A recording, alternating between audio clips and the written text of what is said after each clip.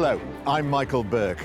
Every year, unclaimed estates worth millions of pounds are handed over to long-lost relatives. For some people, it means a knock on the door they'll never forget. To find that you're part of an inheritance is quite a shock. But I didn't think it was 1.3 million. Finding forgotten families is the job of the heir hunters. They use genealogy to locate the next of kin who are in line for unexpected windfalls. You are Virginia? A visit from the heir hunters can change lives. Suddenly to be thrust into this new family, it's been a real roller coaster of a ride, it really has. I feel very proud of my father. He went through such a lot to give us what we've got today. You never know when they might come knocking at your door.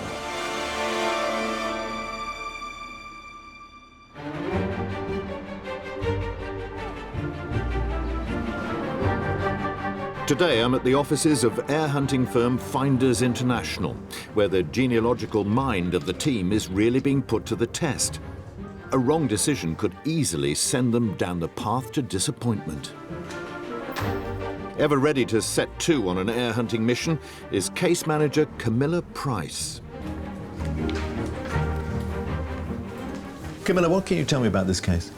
So we didn't really have much information on John Trevor Hoyle. We knew that he was born on the 17th of November 1946 and that he died on the 2nd of August 2017. But bar that, we didn't really have much more information. How did the case come your way? It was a private referral, but there was always that possibility that someone else will be looking into it. So we needed to work this case very quickly and make sure that we were trying to find people as soon as possible. What was at stake? How much was there in the estate? Did you know at that stage? We had a rough estimation of around 70,000. Oh, a reasonable size. So a reasonable size, and obviously could be a lot of money to the beneficiaries who could be due to inherit. So how did you start it? So we found a birth record for a John T. Hoyle in the December quarter of 1946. So this was a really good birth record, really prominent to us, and there wasn't any other birth records that were standing out. So we went with this and started looking into the family. Did you have any other leads? We knew that John had passed away in a care home, so we were able to confirm a last known address, try and speak to neighbours and find out a bit more information about him.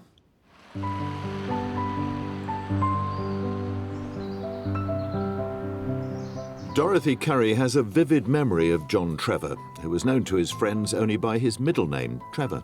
He was a regular young man, really. He had auburn hair and he was thin. And he was very smart, but I think his mum kept him smart. Trevor regularly visited his parents, who lived over the road from Dorothy. I knew he had difficulties and he was in a home. But his mum, she used to fetch him home. Trevor had learning difficulties, but despite this, he was determined to find his own way in life.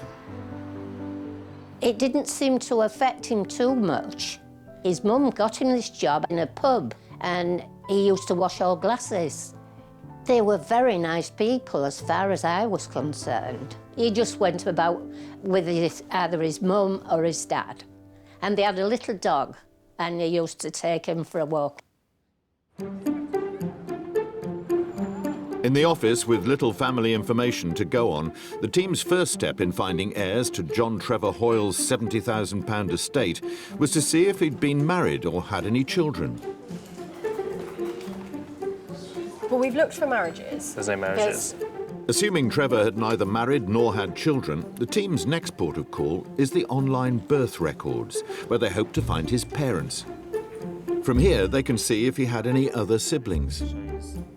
Yeah, there's not many John Trevor Hoyles, so we were able to locate a birth record quite quickly. From his birth record, we can tell that his parents were George Hoyle and Lillian Dixon. Only problem is there's quite a few births in Yorkshire for a Hoyle and a Dixon. He's the only one in Cowder, so hopefully he's an only child. Having established that John Trevor didn't have any brothers or sisters, they now need to look for paternal and maternal aunts and uncles who could lead to cousins and possible heirs. Knowing competitors will be hot on their heels, the team decide to build the family tree based on the facts that they found online. Working like this, without having seen original certificates, is a big risk. Usually when we're working an urgent case, we know that we need to work without seeing certificates. It is a risk for us, but we can't always wait a few hours or sometimes a day to order those certificates and see them in person. Although they're taking a big gamble in the hope of staying ahead of the competition, Camilla wants to push on, so looks for the deceased father's name of George Hoyle on the electoral rolls. Finding it might then lead to Trevor's paternal grandparents. And her luck's in. His father's John Hoyle, mother is Florence Ada Hughes. By searching for the paternal grandparents on the 1911 census, Camilla can then determine if they'd had any children. They're together on the 1911 census, and she says that, I think she says she's had 3 children, 2 surviving, by 1911. The gamble seems to have paid off. Sadly, one child died as an infant, but they still have 2 paternal aunts and uncles who could lead them to heirs. However, there's an issue. Closer inspection of the census reveals that there are 4 children listed. In this case, the paternal grandfather, John Hoyle, married Florence in 1908. But the information on the census says that they've been married 7 years and that they'd had a few children. So we've got William Hoyle, he's aged 10. We've got Jack Hoyle, aged 9, Leonard, aged 7, and Archie, aged 1. These 2 are from his first marriage, and these 2 are from his second. Why have they said 7 years? Maybe they weren't actually married at that stage, and I can't find a birth record for Leonard under Hoyle. Leonard was an illegitimate child. As the team are unable to find any birth record for Leonard, they can't confirm that both John and Florence are his parents. The only branch they can now follow is that of Joyce's uncle Archie. Obviously, we want to make sure we get this correct because any lines will be descending need to be full-blood siblings of the deceased father, George Hoyle. Given that George, Trevor's father, isn't listed on the 1911 census, Camilla assumes that the paternal grandparents must have had more children after this time. By searching for the family on the 1939 register, she finds what she's looking for. We've got Joe, so he's born in Halifax, and we've got the deceased father. Then we've got Mary Hoyle and Harry Hoyle.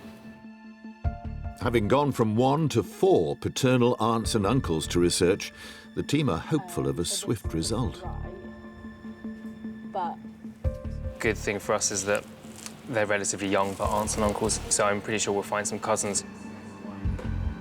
Just as the research appears to be making good headway, Camilla discovers some information that could turn this case upside down. Brian, slight problem. So, this is obviously the birth that we've been working off of, but I was just double-checking everything. This is the birth for who? The deceased, which is December 1/4, 1946. Right. So it fits. Okay. And then there's this death here in Doncaster, and it also matches that birth record. In Doncaster. Camilla has stumbled across a death certificate for another man named John T. Hoyle, who's born the same year but died 30 years ago. This could mean the team have been tracing the wrong man. So basically, Does it say on there when he was born? so it says Wakefield, which is. Now, what we're panicking about at the minute is that this death clears off the whole family we're looking into. It could very well be back to the drawing board. When the heir hunters take on a new case, they never know where the real value lies. Sometimes it's hidden assets that make it a valuable estate. Other times, it's reconnecting forgotten family members that's the most beneficial outcome and brings those cases alive. This is exactly what Fraser and Fraser found when they took on the case of Joyce Copley, who died in Ruislip, London, on the 29th of October in 2016, aged 80. Family friend Graham Markwell lived with Joyce for over 12 years. I knew Joyce through my mum. I became firm friends. Joyce used to live down the road in a flat down the road, and they used to meet at the E7 bus stop. As a result of this close friendship, Graham frequently enjoyed Joyce's company. We all got on really well. She was a great music lover, like myself really. She would actually sit and listen to music and then analyse it and say whether she liked it or not. Selfless and caring, Joyce gave Graham the confidence to live with his limited eyesight. She was a very loving person. She'd help me out at all times. If I needed things done, she would try and do them for me or show me a way to do it, some techniques to learn how to cook. Although outgoing, Joyce wasn't so open about her own upbringing. She used to like to keep things close to her chest and she didn't really say a lot. She used to speak about her mum and her dad, Arthur and Margaret. When her friend of over 40 years became unwell, it showed what a remarkably supportive woman Joyce was. My mum's dying wish was that she asked Joyce to stay with Julie and I and come to live here. When I think of what Joyce done for my mum, it just shines a light for me to know that they were good buddies together. The only information they had at this stage was about Joyce's parents. Case manager Ben Cornish set off on the search for her beneficiaries. The case of Joyce Copley was featured on the Bona Vacantia list, advertised by the Government Legal Department. So the estate is worth approximately £28,000, made up of money from a bank account. First, the team needed to establish if Joyce had any close kin by looking for her death certificate. Researcher Joseph was assigned to this task. After obtaining a copy of Joyce's death certificate, it confirmed to us that she never married, and it also gave us her date of birth. Using her date of birth, he was able quickly to locate Joyce's birth certificate, so he could trace details of her parents. I have the birth certificate here. The father's name is Arthur Copley, and the mother's name is Margaret Greenslade. Joyce's parents' names in hand, Joseph could now determine if she'd had any brothers or sisters. We then looked for the marriage certificate of the parents. We found out that they did marry in 1936. After doing the birth search of Copley to mother's maiden name Greenslade, we've confirmed that Joyce is an only child. Having easily established that Joyce had no children of her own or any siblings, Joseph was on a roll. He now needed to widen his search to paternal and maternal aunts and uncles in the hope that they would lead him to cousins and heirs. We was going to start with the father's name, Arthur Copley, but we found that the mother's maiden name, Greenslade, is less common than Copley, so it would be quicker to find the heirs on. Despite the uncommon name of Greenslade, the team was suddenly stumped. They couldn't trace the family any further. Ben, you seem to be absolutely flying along. What held you up? We established that the deceased's mother, Margaret, was born in 1905, but we couldn't find her family, no trace of her parents. Joyce's grandparents, Margaret's parents, did you have names for them? Well, we had a few ideas, and the best one we had was Franklin Allen Greenslade for the father and Mary Letby for the mother. They're unusual, they're relatively unusual names, Very unusual name. That shouldn't have been too difficult. Well, we were thinking it wouldn't be, but we were looking for marriages before 1905. Joyce's mother, Margaret, was born in 1905. You were presumably looking for a marriage before that date, were you? Exactly. And that was what you couldn't find? We could not find a marriage, and initially we couldn't find them on the 1911 census. Why is it? We think the record was mistranscribed, and when we finally found them on the 1911, it was mistranscribed. Oh, they put the wrong name in the register. Oh, right, and this is it, is it? This is a printout of the census here. Indeed. Well, here they are. It says they've been married for 7 years, but you found no record at all? No, the only marriage that it could be was a potential marriage in 1923. Same names? Same names. 1923, so that's what, 17, 18 years after Margaret, Joyce's mother, was born? Exactly, yes. I mean, they obviously pretended to be married, look. I mean, they lied, effectively, on the census. They have lied, yes. Yeah. We don't know the reason why. And then they did get married all those years later? Yes. Unusual for the time? Very unusual. You know, for people to have children outside of wedlock and then to get married 17 years later is very unusual.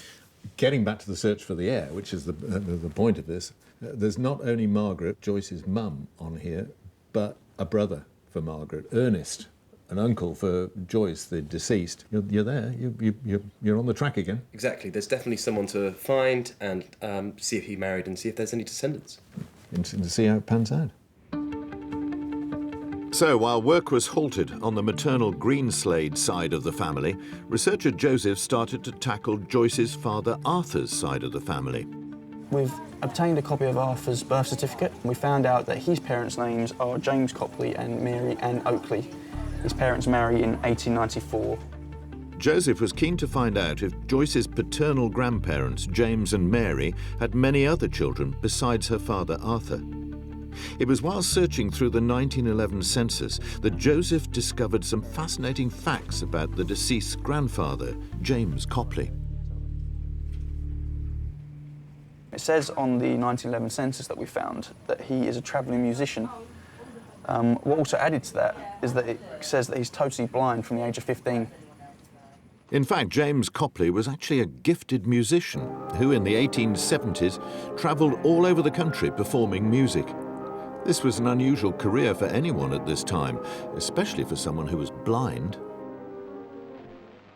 James's exceptional musical ability may well have been due to his blindness, his other senses compensating for his disability. Without vision, there may be a special attention paid to music and auditory information in general. Your brain begins to process the information that you're hearing in a rather different way, perhaps a way that is very specific and unique. Not only was James able to play musical instruments as a street musician, he also had the very rare talent of absolute or perfect pitch. Stevie Wonder has absolute pitch. In fact, many of the great blind musicians and singers do have that ability. Absolute pitch provides for the possessor something very special. They can segment music that they hear into the individual notes because each note is unique to them. If you play a chord, almost no one can actually disaggregate those individual notes except for someone with exceptional absolute pitch. James capitalised on his absolute pitch and carved out a lucrative career as a piano tuner as well as performing. It was a very skilled job. To hear each one of the piano notes individually, getting each note correct, it's certainly not something that's easy to learn. As a highly skilled piano tuner, James would have been very much in demand. He worked hard, made good money, rose in society, and his family would have reaped the rewards of his success. Being a blind musician at that time, I think, would have been very rare. For one thing, there's no charity supporting you. It wasn't a time when people paid much attention to people with disabilities. They had a big mountain to climb. So I think we can be sure that James was a really very special person, making the most of his potential and ambition to achieve great things.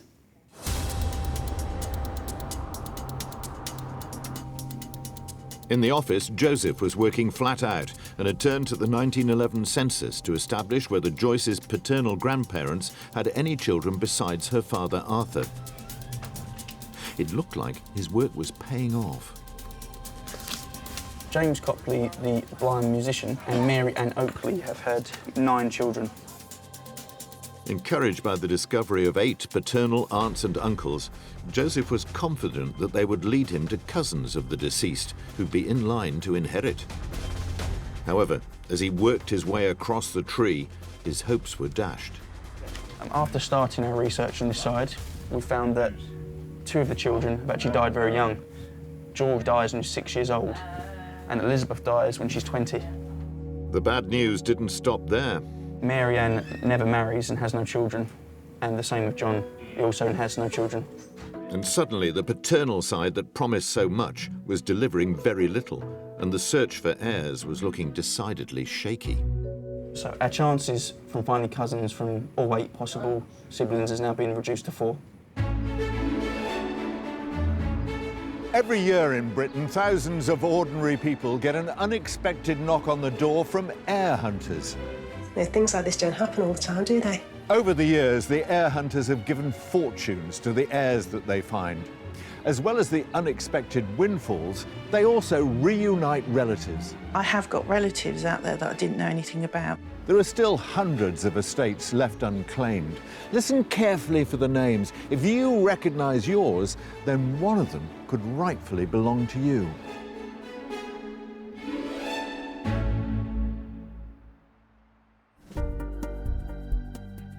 The first case today is Rhoda Ling. Rhoda died on the 21st of February 1999 in Ilfracombe, Devon, aged 88. She was born on the 15th of February 1911 and married George Redvers Ling in Liverpool South. Could you be a relative of Rhoda's? The next case is Irene Mackey. Irene died on the 19th of February 1988 in Bury St Edmunds, Suffolk, aged 84. She was born on the 7th of June 1903 and married Hector Mackey on the 21st of December 1929 in Ormskirk, Lancashire. Perhaps you're a part of Irene Mackey's family. If so, the windfall could be coming your way.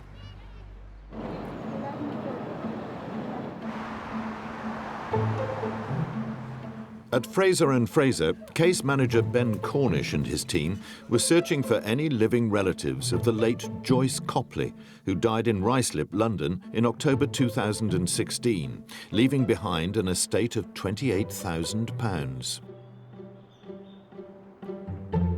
Joyce was a very good friend to my mum and a very good friend to myself. She was a loving lady, really. She'd help anybody.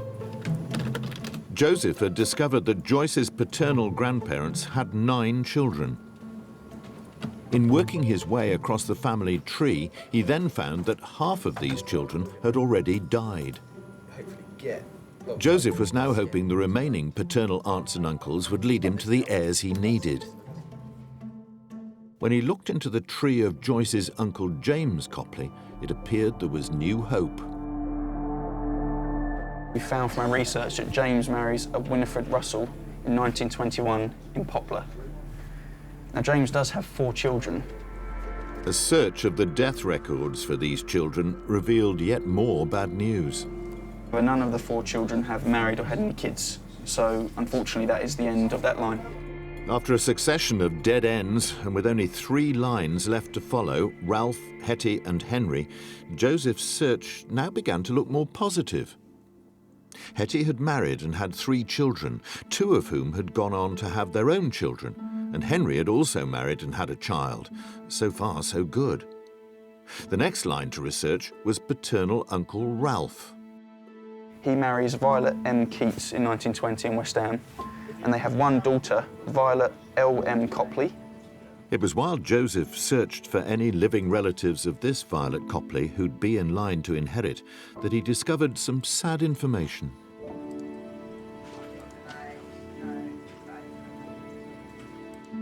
Violet's mother spent most of her life institutionalized in an asylum, following a bout of postnatal depression soon after her daughter was born. Violet's father, Ralph, couldn't cope with their only child, so Violet was placed in a care home. It appeared from that moment on, Violet never had anything to do with her parents.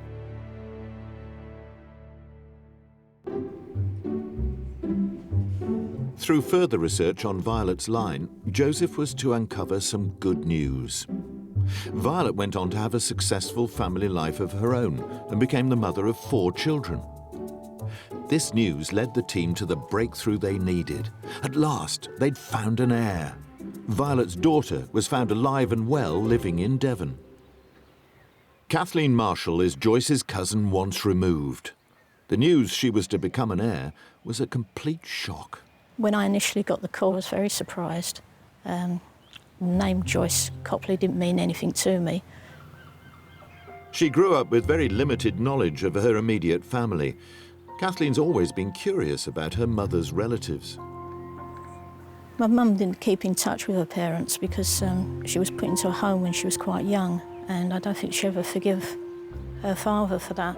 The rift between grandfather and mother triggered Kathleen's interest in her own family tree. I've been researching it for quite a number of years because the gap she left with not telling me, my mother, about the family, I've tried to fill in the history for my own personal interest, really.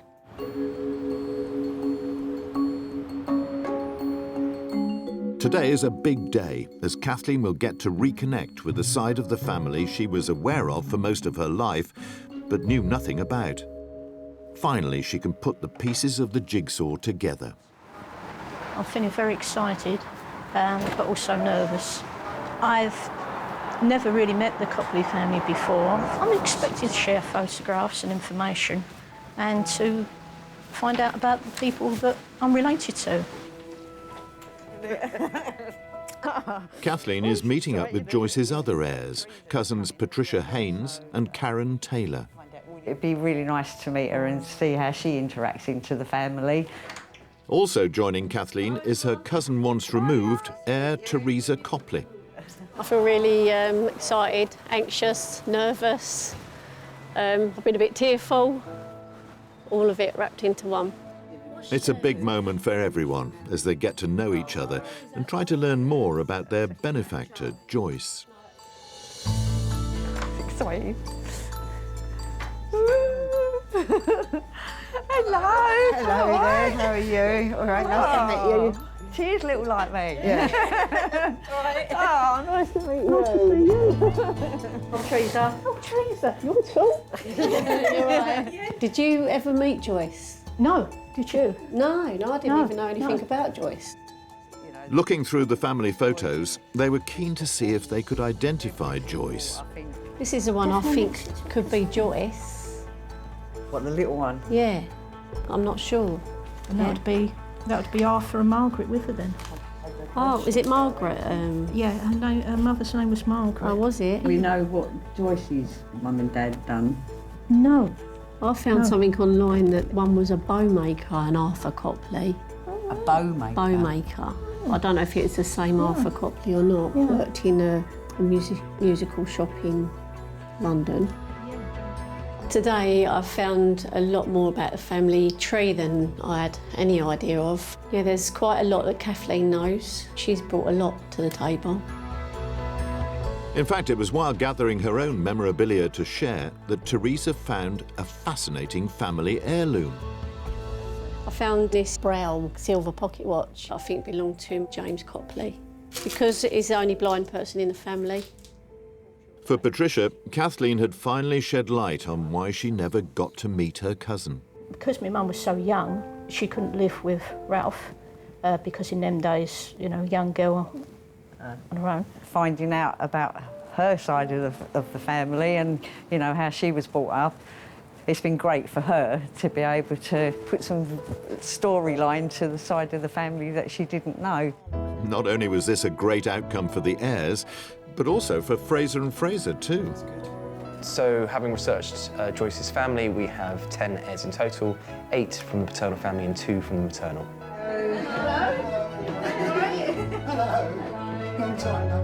For Kathleen, there's now no going back as she's introduced to other family members. Yeah, I'd really like to keep in touch. Yeah, I'd love to get to know everyone a bit more. It's been really nice that Joyce has brought us all together. By meeting up with her newfound relatives, Kathleen has finally realised a lifelong wish. Meeting these people is, to me, much more than the inheritance. You have to take time off work to get all this in order. She's left 2 inheritances, really. One of money and one of contact with the family at last. It's been really interesting and very emotional. And she'd tell me mum, and my mum would be all ears, and in the end my mum would say, rubbish. So bizarre. My mum fired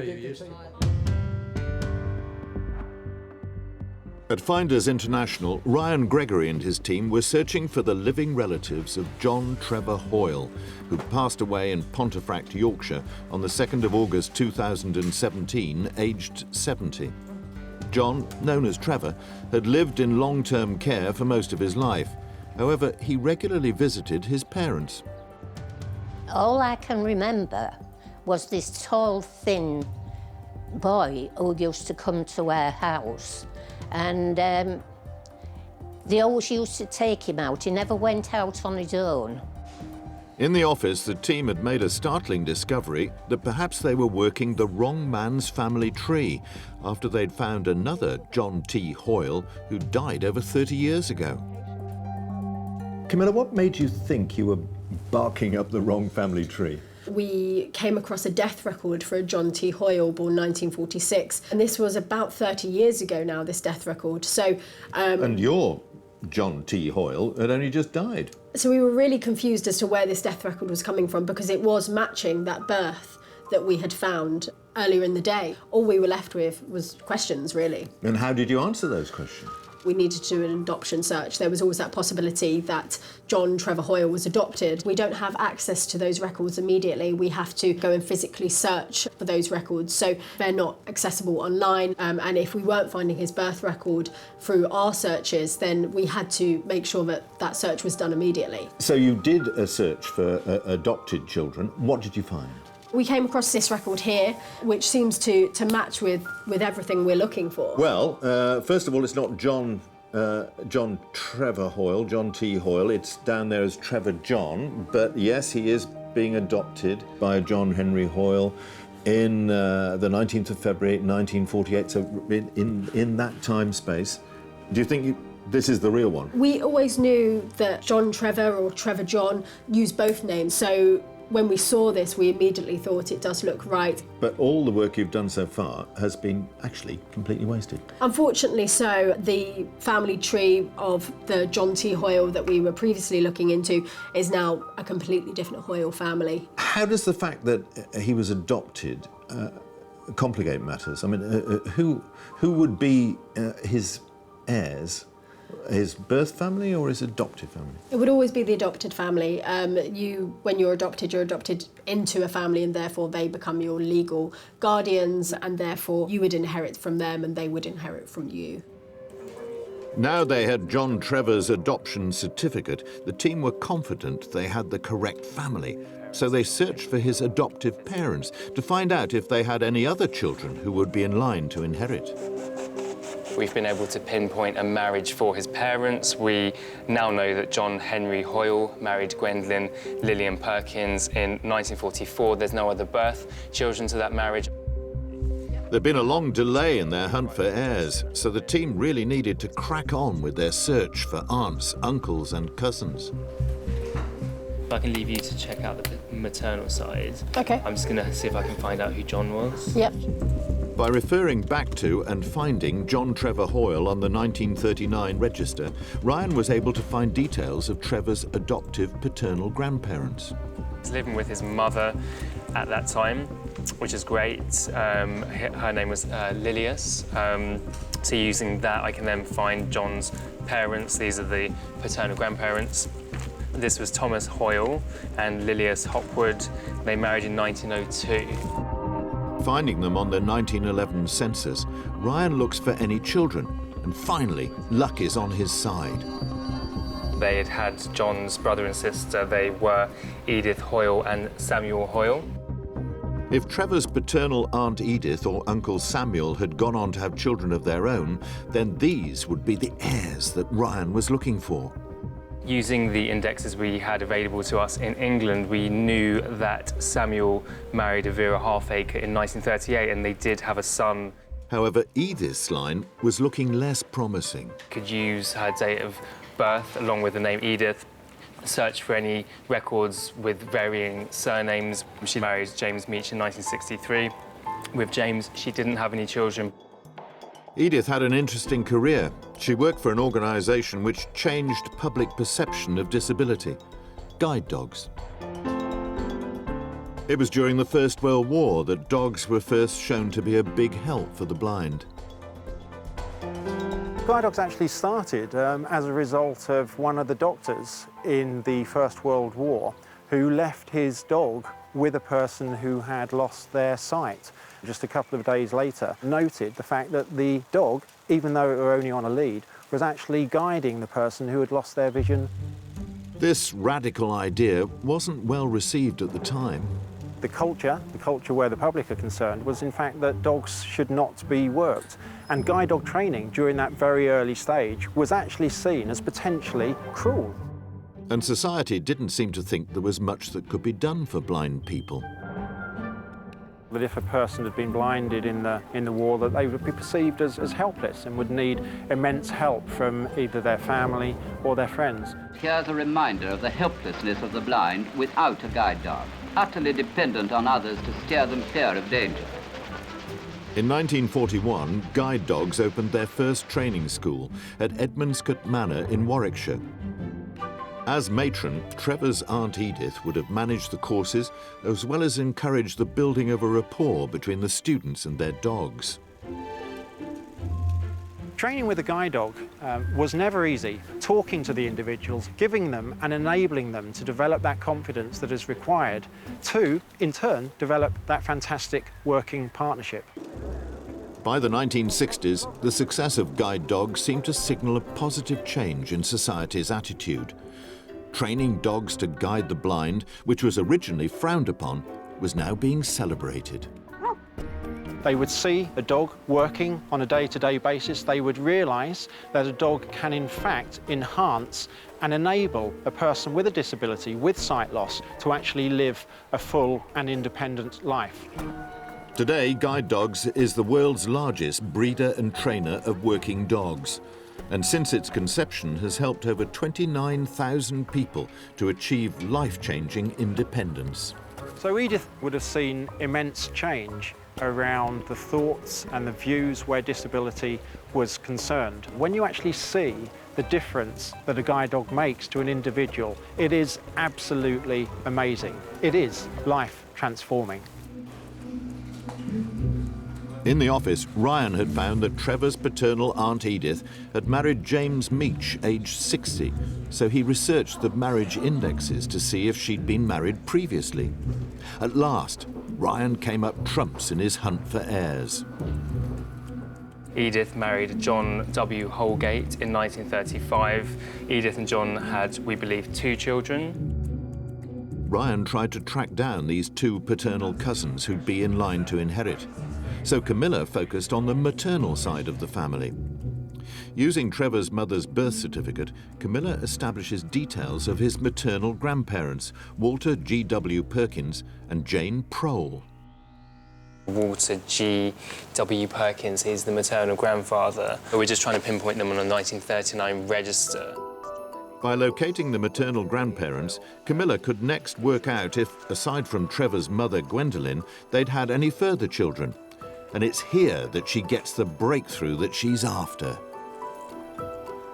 There seems to be only one additional sibling for Gwendolyn, one brother called Raymond. Camilla finds that Trevor's maternal uncle, Raymond Perkins, died in 2010. He'd been married, but hadn't had any children. This wasn't to be the end of the line, though, on the maternal side. I need to speak to his widow, because they didn't get married until he was 44.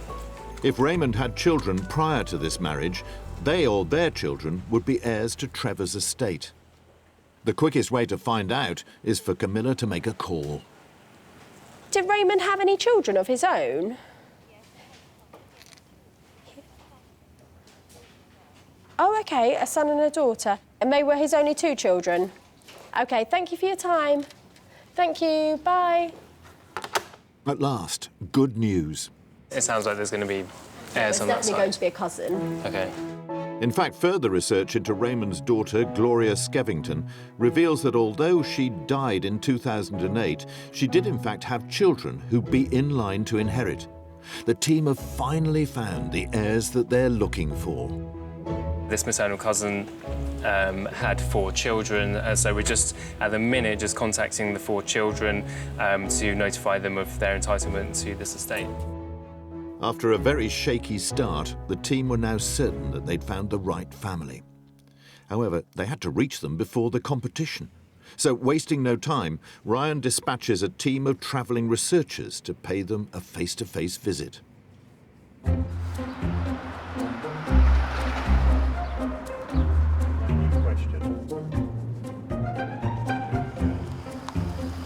Stephen Piggott is on the road to Newport in the race to sign up heirs. The people that we're going to see today, as I say, are our cousins once removed of the person who's passed away. In Reading, it's Rep John Jackson who's on his way to meet heir Deborah Jones. Your granddad's sister, her name was Gwendolyn, and she had a son called John Trevor. Sometimes he called himself Trevor John. Okay. And surname of Hoyle.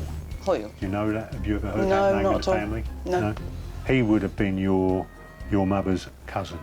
I was very surprised, very, very surprised. Knowing I've got more family out there that I never knew existed, it's very, very, very exciting. Thank you very much. Thank you very much. Cheerio. John doesn't waste any time reporting his findings to Ryan back at base. I've spoken to the beneficiary, and she's signed with us. Fantastic, yeah, good job, John. Okay, Oh. we'll speak soon. Cheers. Bye for now. All right, thanks for that. Bye. Bye-bye. Hiya, you are Virginia? The final link now lies with Stephen, who's meeting Deborah's sister, another heir, Virginia Clow. Your granddad had a nephew, Yeah. and this is the person who we're talking about. Do you remember John? No. Have you heard of him, though? It's a great surprise to be contacted by heir hunters. Never thought it would happen to me at all. As far as Stephen is concerned, it's a job well done. Hello, Ryan. It's Steve, working on the Trevor John case. Hi, Steve, you all right? Yeah, good, thank you. Just to let you know, I've spoken to Virginia and she signed the paperwork. A total of 10 heirs were found who'd be set to inherit a share of Trevor's £70,000 estate. The team's perseverance and determination to crack this difficult case had finally paid off.